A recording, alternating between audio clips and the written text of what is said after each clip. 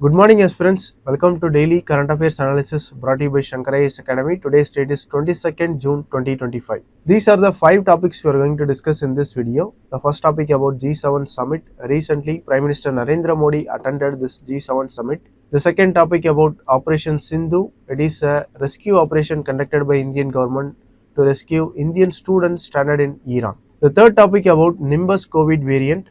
This is a new COVID variant. The fourth topic about India's scientific ecosystem. Recently, Nobel laureate Ramakrishnan has criticized about India's scientific ecosystem.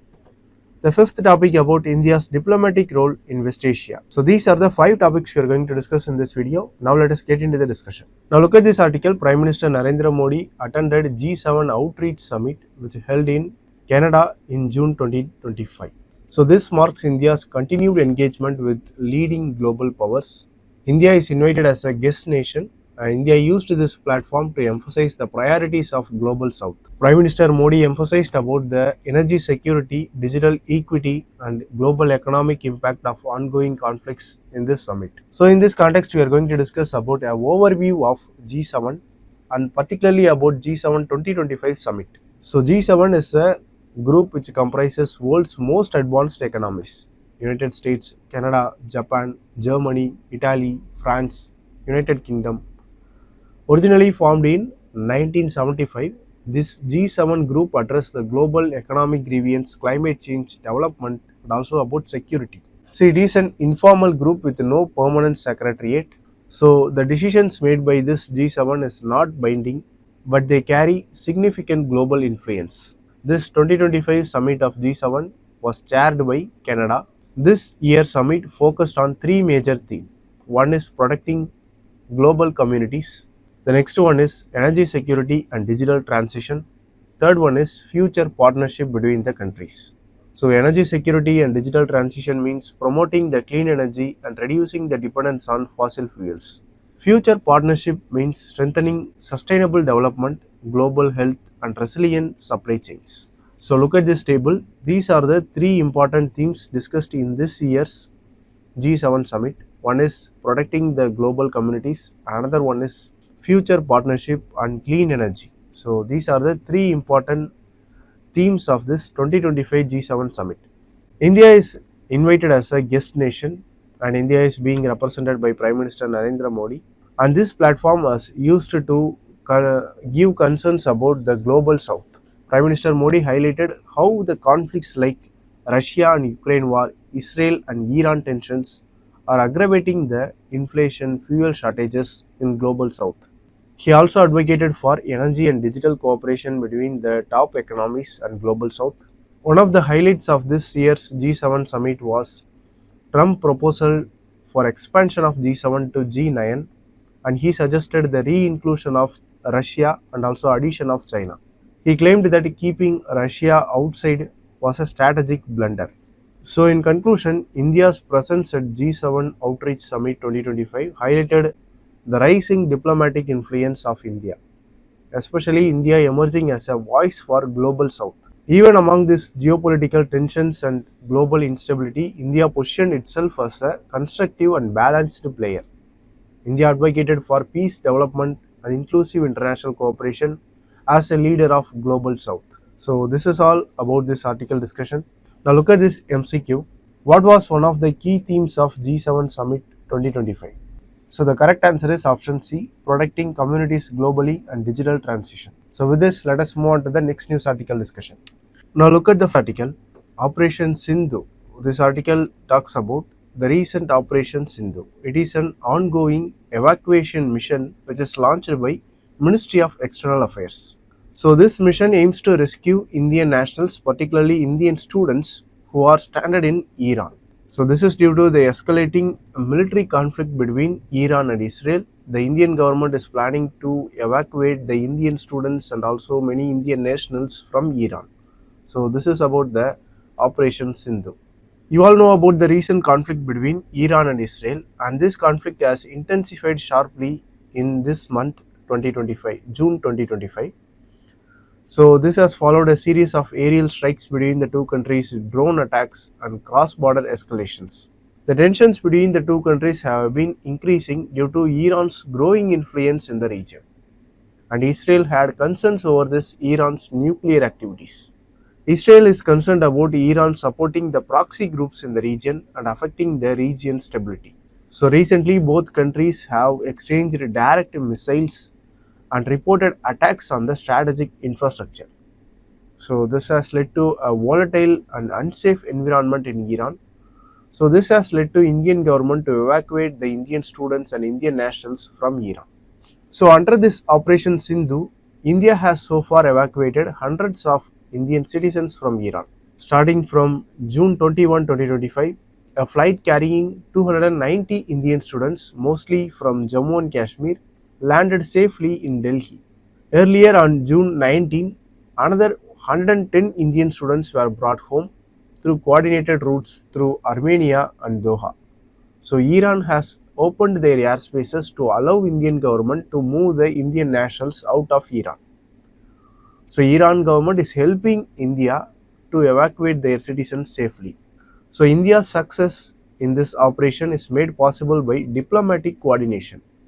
Iran allowing access to its airspace and cooperating despite this ongoing conflict, because Iran has closed its airspace to others, but it has opened its airspace only for India. So this shows India's success in diplomatic coordination with Iran.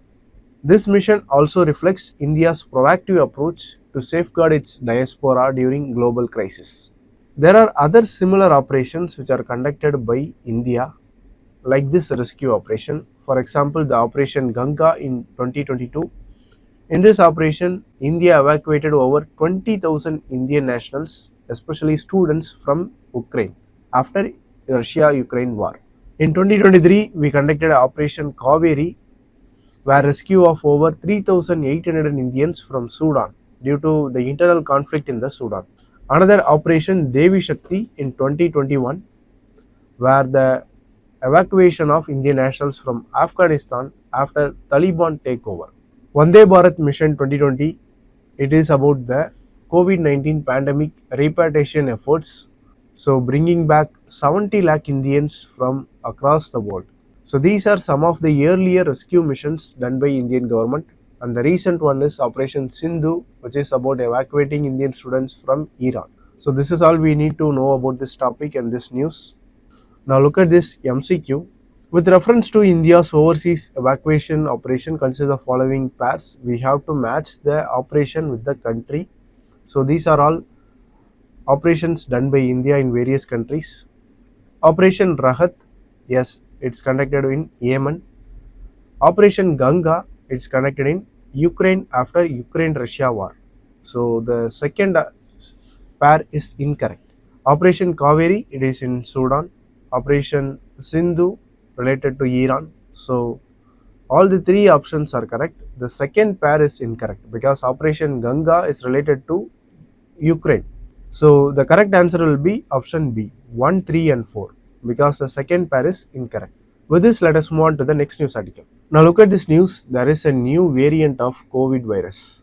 The variant was named as NB 1.8.1, so shortly called as Nimbus variant. So this Nimbus variant of COVID virus is emerging as a rapidly spreading sublineage of Omicron variant. So there was earlier variant called Omicron variant, and this Nimbus variant was a sublineage of this Omicron variant of COVID virus. So this Nimbus variant was first identified in January 2025. Since then it has reached many parts of the world, and it is a significant rise in global circulation. After it was identified in January 2025, by the end of May month, it has approximately 10 to 11% of all COVID-19 cases worldwide. United States, particularly in the state of California, it has rose from 2.5% to 10.7% by April. So in countries like USA, this variant has been rising and more cases have been reported. So let us know about this Nimbus variant of COVID virus. Now this Nimbus variant of COVID virus is nicknamed as razor blade virus.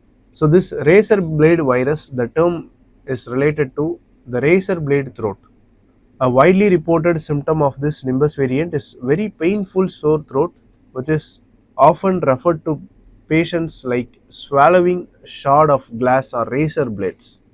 So this is why it is nicknamed as razor blade virus or razor blade variant, because the people who are suffering from this variant have a sore throat which feels like swallowing a razor blade.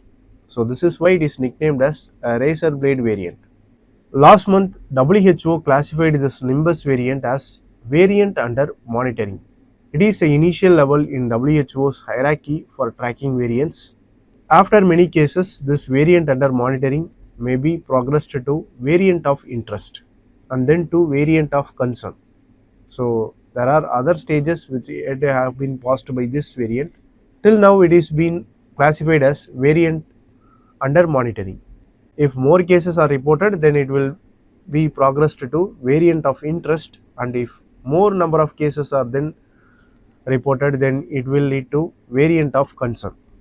So this is a classification of World Health Organization of these variants. And as I already said, Nimbus is a sublineage of JN1, which is earlier Omicron variant offshoot. So basically this is a sublineage of Omicron variant of coronavirus. So the typical symptoms of this Nimbus variant include painful sore throat, nasal congestion, fatigue. So these symptoms are similar to common cold or flu. Despite the faster spreading of this Nimbus virus, it does not appear to cause more severe disease. So the public health authorities continue to encourage using COVID-19 testing, mask usage and vaccination, especially for higher risk groups like elderly people, pregnant women and children with medical conditions. Now look at this prelims practice question related to this topic. Which of the following statements about NB 1.8.1 COVID-19 variant are correct? It is classified as a variant of concern VOC by WHO. No, we have discussed in our earlier discussion that it is classified as variant under monitoring. So it is still not been classified as variant of concern. So the first statement is incorrect. Look at the second statement, sublineage of Omicron with spike mutation.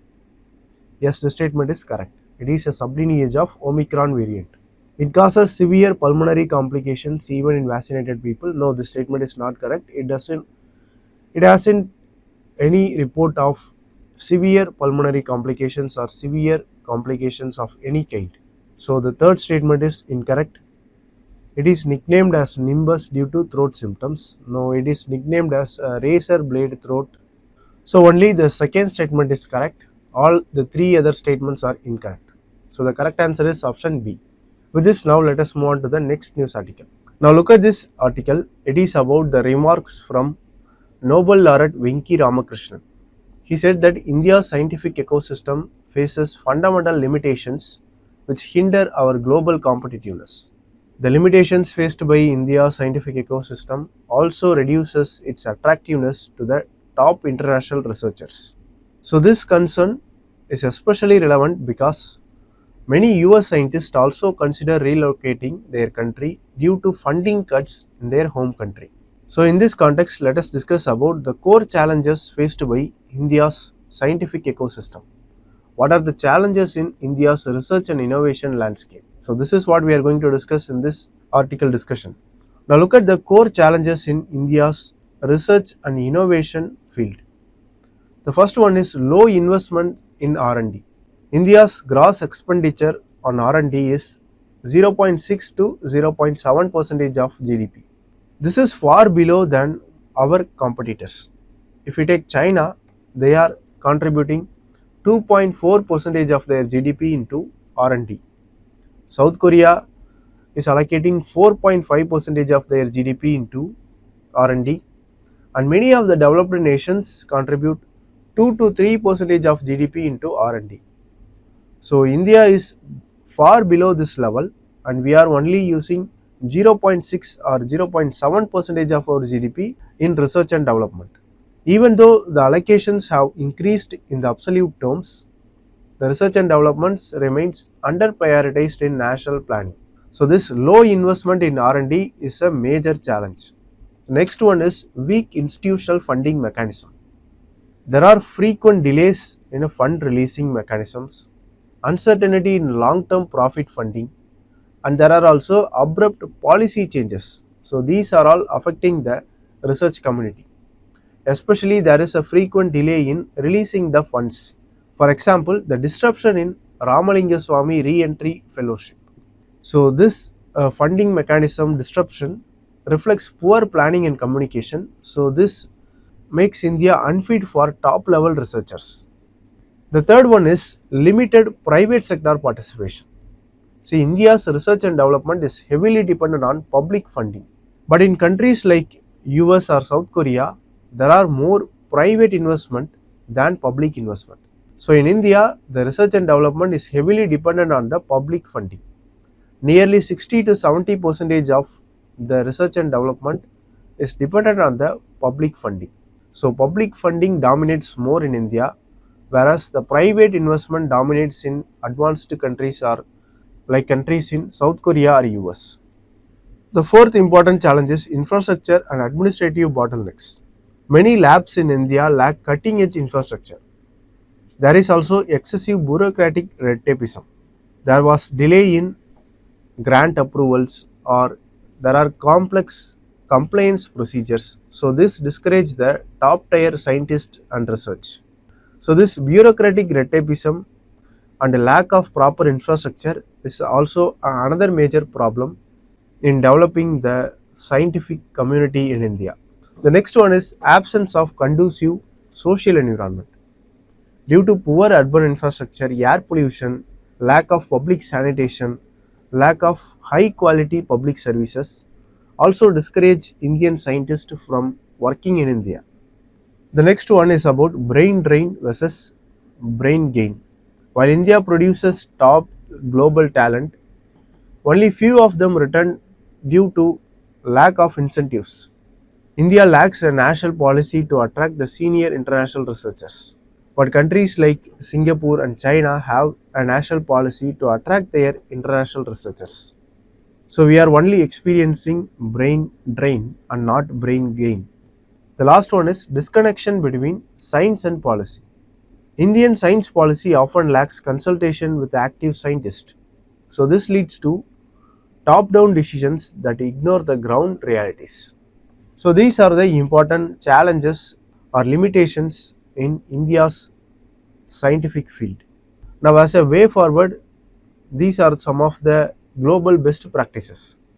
Singapore attracts its citizens through high salaries, low taxes, modern labs, excellent urban infrastructure. China also introduced 1000 Talents program, which focuses on heavy investment, guaranteed tenure, and state-of-art laboratory for the scientists who return from foreign countries. So China attracts their lost scientists and they are experiencing brain gain. European Union is also committed to getting back its lost scientists, relocation grants, using relocation grants and fellowships for US based researchers. Because the researchers from US are returning to their countries or other countries due to funding cuts in US. And European Union is using this opportunity to attract their researchers by using relocation grants and fellowship programs. So this is a main question regarding this topic. Interested aspirants can use it. Now look at this article. This is about an editorial article analyzing Israel-Iran tensions and about India's role in this conflict. On June 13, 2025, Israel launched an unlawful military strike on Iran.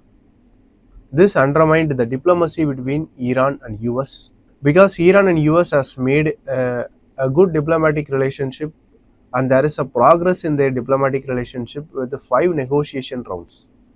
But suddenly Israel attacked Iran with the unlawful military strike. This is even after US intelligence affirmed that Iran had not resumed the nuclear weapons development. So even though US intelligence has said that Iran has not resumed their nuclear works, Israel still had made this unlawful military strike on Iran. So this angered Iran and Iran retaliated with multiple strikes on Israel. So this is this ongoing conflict and what is India's role in mitigating this conflict and what is India's position amid this global crisis. So this is what discussed in this editorial article written by, so this is what is discussed in this article written by Sonia Gandhi. So we are going to discuss about this Israel's internal politics and the recent global crisis. Prime Minister Netanyahu's right-wing government is associated with undermining the peace process, illegal settlements, and suppressing the two-state solution. They reignited tensions which are historical. For example, Rabin's assassination aftermath. So this Prime Minister Netanyahu's government is associated with undermining the peace process and escalating the tensions, and we have seen it in the past few years. President Donald Trump's dismissal of US intelligence to justify Israeli actions also undermines the fact-based diplomacy. US intelligence has said that Iran has not resumed their work into developing nuclear weapons. So Iran is currently not developing nuclear weapons as per the data of US intelligence. But President Donald Trump has dismissed this report of US intelligence and he justified the Israeli actions. So this undermined the fact-based diplomacy and also created many tensions even among the US intelligence agencies. So this raises concerns over the use of disinformation similar to the accusation of weapons of mass destruction kept in Iraq in 2003. So previously President George Bush has accused Iraq of having weapons of mass destruction, but it was factually incorrect, which was revealed later. So there are parallels drawn between this false accusation of Iraq having weapons of mass destruction and Iran having the nuclear weapon or developing nuclear weapons. So this is an intelligence contradiction within President Trump's administration, because President Trump is backing up Israeli occupation, Israel's actions against Iran. See, Iran remains an important signatory to Non-Proliferation Treaty, and it has also signed the Joint Cooperation of Plan of Action in 2015. But this treaty was abandoned unilaterally by US in 2018. Israel, even though it is a nuclear power, has not joined the Non-Proliferation Treaty, and Israel still now doesn't face any sanctions for its actions. So this is a double standard treatment between Iran and Israel by the West. Iran on one hand includes itself into Non-Proliferation Treaty, but Israel has not yet signed the Non-Proliferation Treaty. Iran doesn't have any nuclear weapon at now, but Israel has nuclear weapon and developed it illegally or out of Non-Proliferation Treaty. But Israel has never faced any sanctions from US or UN, but Iran is continuously attacked throughout these years for developing nuclear weapon. But US intelligence have now confirmed that Iran is not working on developing nuclear weapons. So this is a kind of double standard treatment between Israel and Iran by the West. India's silence in this matter reflects a shift from traditionally balanced approach and a value-based West Asia policy. We have projects like Chabahar Port, INSTC projects in Iran, and this might be hit due to US sanctions on Iran. We also have a strong civilizational and historical ties with Iran. Our strategic partnership with Israel also places India in a unique diplomatic position. So we have a strong strategic partnership with Israel and also with Iran. So this places India in a unique diplomatic position as usual. See, Iran have also backed India on Kashmir issue at United Nations Council on Human Rights in 1994. So Iran is our long-standing ally, and we have also a cooperation on oil trade, connectivity and cultural talks. So India-Iran relationship is also important. India-Israel strategic relationship is also important. So India is held in a unique place in this diplomatic stronghold. So let us wait and see. So these can be the way forward for India. We can reaffirm our commitment to the international law, rule-based order and multilateral diplomacy. India should also support for the revival of Joint Cooperation Plan of Action, which was unilaterally neglected by US in 2018, or we should support another equivalent treaty which should be based on those lines. So these can be some of the way forward points for India in this global crisis. And this is a mains practice question regarding this topic. Interested aspirants can try to answer it and post your answer in comment section. If you like the video, please share it with your friends and don't forget to subscribe to Shankar IAS Academy YouTube channel. Thank you for watching.